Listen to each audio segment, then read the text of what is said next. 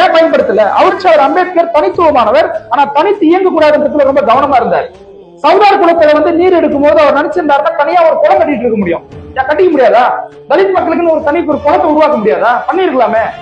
ஏன் போயிட்டு main stream பாலிடிக்ஸ்ல கூட போய் நம்ம மர்ஜ் ஆகணும்ன்றது தான் நம்ம போராட்டமே. நம்ம தலைவர் ஒரு இடத்துல சொல்லுவாரு, செல்ஃப் ஐசோலேஷன் இஸ் மோர், அதாவது உன்னை நீயே தனிமைப்படுத்திக்கிறதுன்றது உன்னை தனிமைப்படுத்தி வைக்கிறான் பார்த்தீங்களா, அதை விட ரொம்ப டேஞ்சரானது அப்படிங்கிறாரு. அப்போ இந்த இடத்துல நம்ம தனிமையா இருக்கணும், தனிமைப்பட்டு இருக்கணும், நம்ம தனி தலித்துக்கு தனியா இயங்கணும் பேசுறதுக்கு பின்னால ஒரு RSS செயல்திட்டம் இருக்கிறதா நான் பாக்குறேன். அது RSS அஜெண்டா. இந்த தமிழ்நாட்டில் இருக்க பேசக்கூடிய நாம் தமிழர் கட்சி பேசக்கூடிய அரசியல பாத்தீங்கன்னா அதீத தூய்மைவாதத்தை பத்தி பேசுவாங்க. அதே மாதிரி இங்கேயும் அதீத தலித் தூய்மைவாதத்தை பேசி தலித் இளைஞர்கள் மத்தியில இப்படி ஒரு கான்வெகேஷன் உருவாக்குறாங்க. இது நம்ம தலைவர் முன்னெடுக்கக்கூடிய அரசியலுக்கு இன்டைரக்டா இருக்கக்கூடிய ஒரு வேட்டு. இதை நம்ம கடுமையா பொது தளத்துல விமர்சிக்கணும். குறிப்பா தலித் இளைஞர்கள் மத்தியில இது